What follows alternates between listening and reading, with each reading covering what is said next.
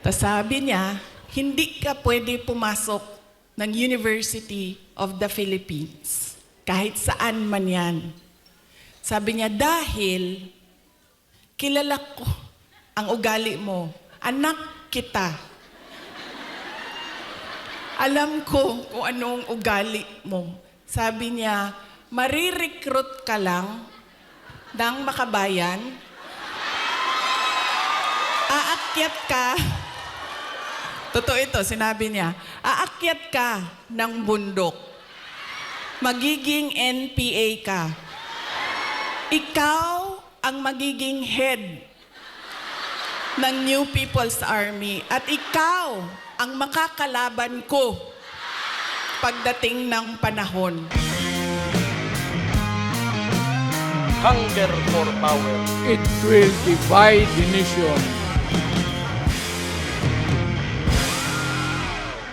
Alam nyo, isa lang.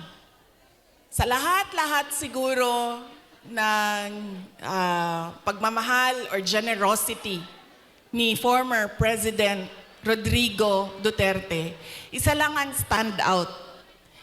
Nag-iisa lang ang lagi kong pinagpapasalamat sa Diyos na ginawa ni Tatay Digong, ni former President Duterte sa akin. Isa lang. Paulit-ulit yan pag napapaisip ako sa tatay ko. Binigyan halaga niya at inulit-ulit niya sa akin ang kahalagahan ng edukasyon. Hindi niya ako tinigilan. Alam niyo, si PRD, yun pong mga nasa harap, kailangan niyo po umupo kasi hindi makakita yung nasa likod. Hindi siya tulad ng tatay ninyo na malambing, mapagmahal. Hindi ganyan ang tatay ko. Ang tatay ko galing siya sa generation na laging galit. 'Di ba? Sino yung may mga magulang na yung generation na laging galit?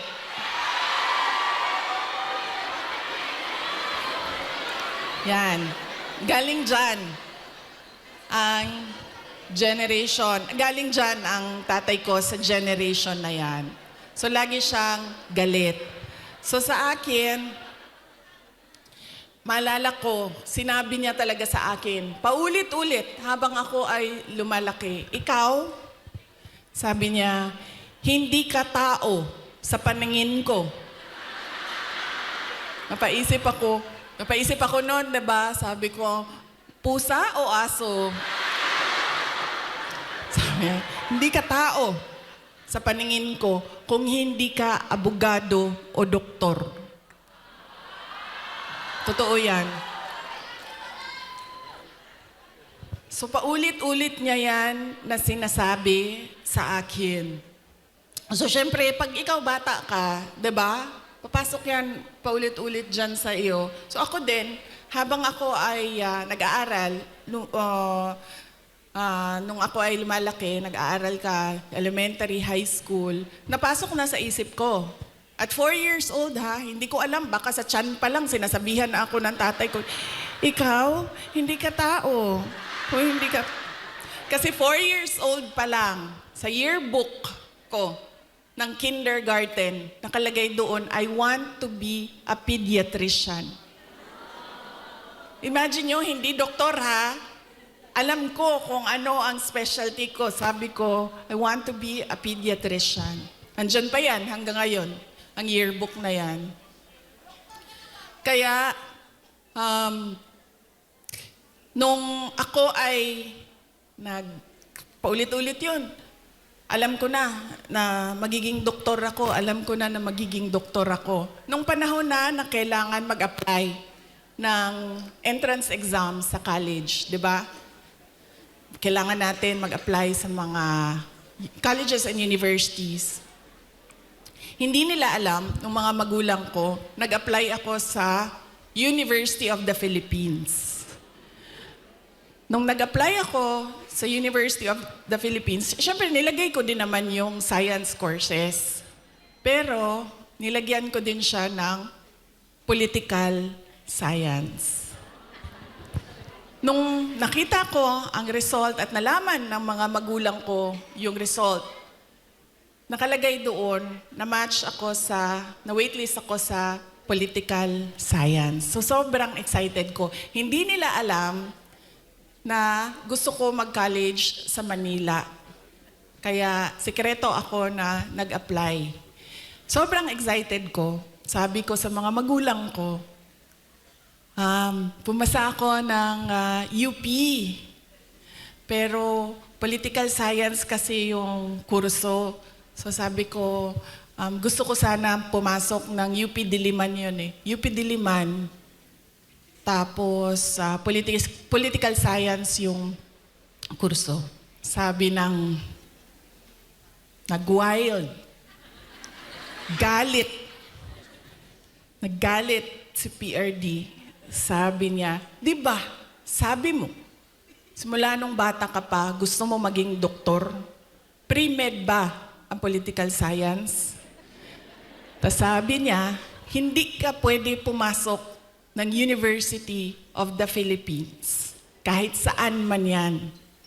Sabi niya, dahil kilala ko ang ugali mo. Anak kita. Alam ko kung anong ugali mo. Sabi niya, marirecruit ka lang ng makabayan.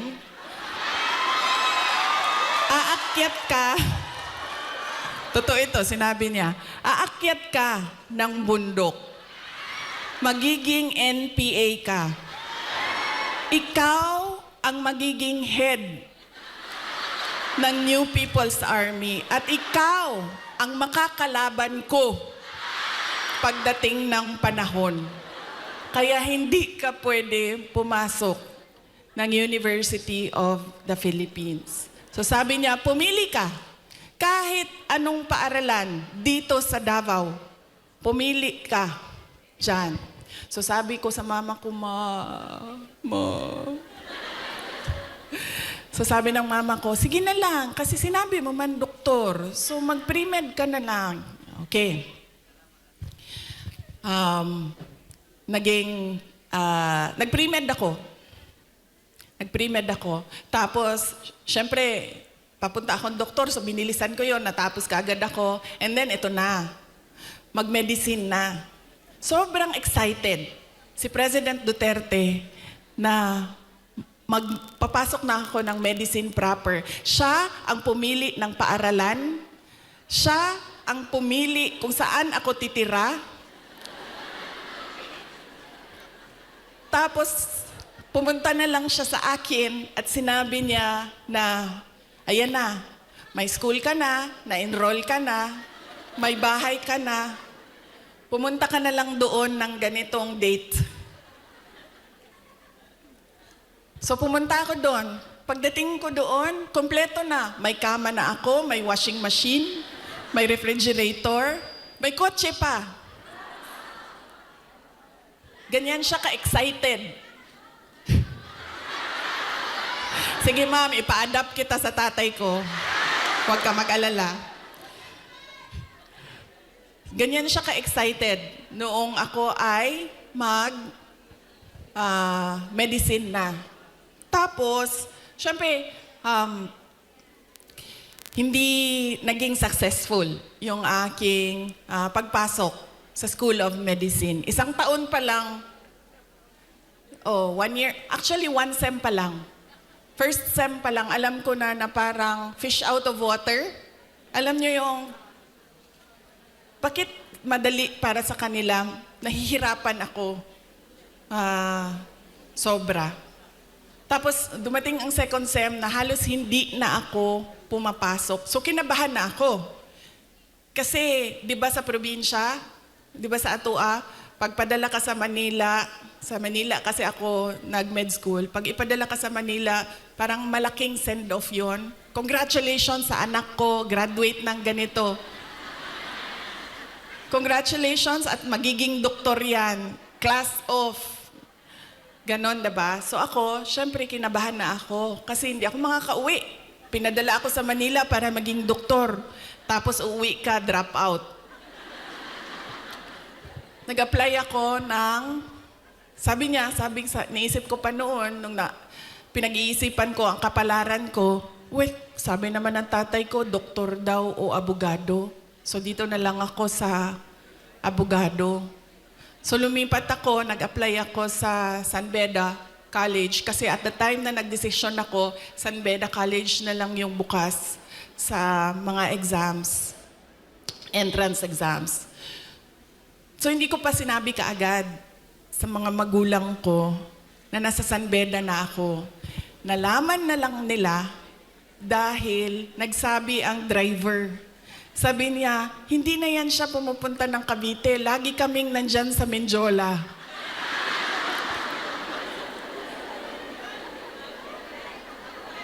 Nung nalaman niya na nasa law school ako, sobrang, I think mas masaya siya nung nalaman niya. Mas masaya siya, mas excited siya noong ikumpara ko nung papasok ako ng med school, nung nalaman niya na nag-apply na ako ng law school. Tapos, syempre sinabi ko sa inyo, di ba, hard love. Hard love yung generation ng parents natin, mga magulang natin. So, nung mga panahon na nag-aaral ako sa law school, may mga panahon na papagalitan din ako na sinasabi niya sa akin, alam mo, kung hindi mo ayusin yung law school mo, magiging kabit ka lang ng politiko.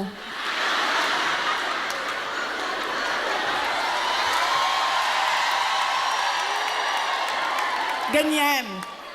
Ganyan siya kung, di ba pangit pakinggan sa atin? Pero ganyan yung style niya para idikdik sa'yo na mag-aral ka. Tapos meron pang isang beses na sinabihan niya ako, alam mo, kung hindi ka mag-aral ng mabuti, magiging halaman ka lang dyan sa gilid. Ganyan yung force by which he emphasized into my brain that I need to become a lawyer. So nung pumasa na ako ng bar, doon ko nakita ang pagbabago sa magulang ko. Hindi sa nanay ko dahil ang nanay ko sobrang supportive nun. Kahit maging halaman ako, didiligan ako nun eh. Ganyan kabait ang nanay ko. Diba? Pero nung nakita niya yung grade ko sa bar exams at nakita niya na mas mataas yung grade ko sa bar exams kesa sa kanya nung tatay ko. At hindi lang 0.1, 0.2, 0.3. 5 points ang layo namin sa grado. Doon siya nagbago. Parang naging tao na ako sa paningin niya. Lalo pati, pag every time nababanggit yung grade sa bar, hindi na siya talaga nagsasalita. Tapos lagi ko pa sinasabi sa kanya, sabi ko, partida yan pa ha, kasi hindi ako nag-aral eh. Kung nag-aral ako, top-notcher ako eh.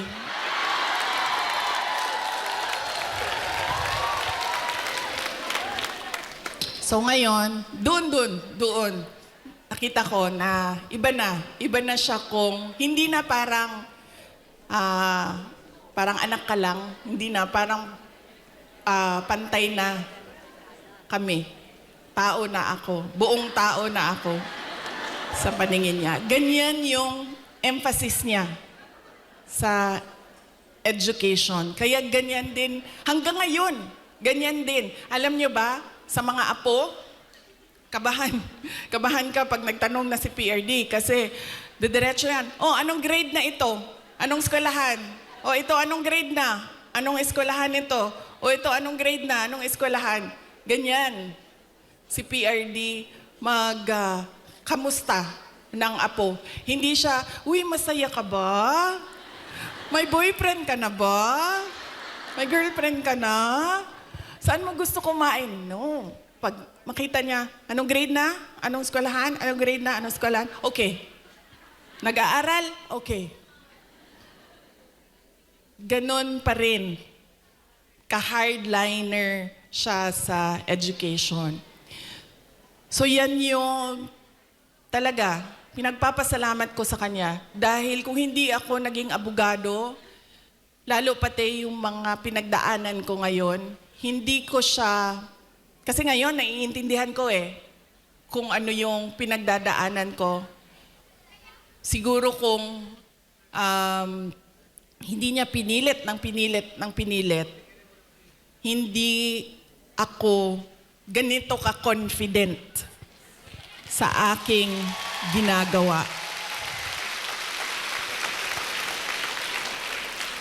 So sana din sa inyong lahat, ganun din. Kaya nung nangangampanya ako nung 2022, lagi kong sinasali ang kampanya, plataforma ko ang edukasyon. Sana ganun din ang inyong mga anak, ang inyong mga kapatid, ang inyong mga apo. Na huwag ninyo silang tigilan. Dahil minsan, ako, pag pumupunta sa mga barangay ninyo, sa mga municipality ninyo, meron talaga akong naririnig na sumasagot na, oh, college graduate naman pero wala namang trabaho. Pero, iba din ang trabaho ng college graduate at natapos lang ng grade 6. Iba talaga yun. Iba yung oportunidad na dumadating sa mga nakapagtapos kesa natapos lang ng grade 3, grade 4. At madami yon. Madami yan sa ating bayan ngayon. Na pagdating ng high school, ay sinasabihan yung mga anak, kailangan mo na magtrabaho, tumulong sa pamilya. Kaya dapat, wag nating tigilan ang ating mga anak. Paulit-ulit talaga yan. Edukasyon ang susi ng pagbabago ng buhay nila.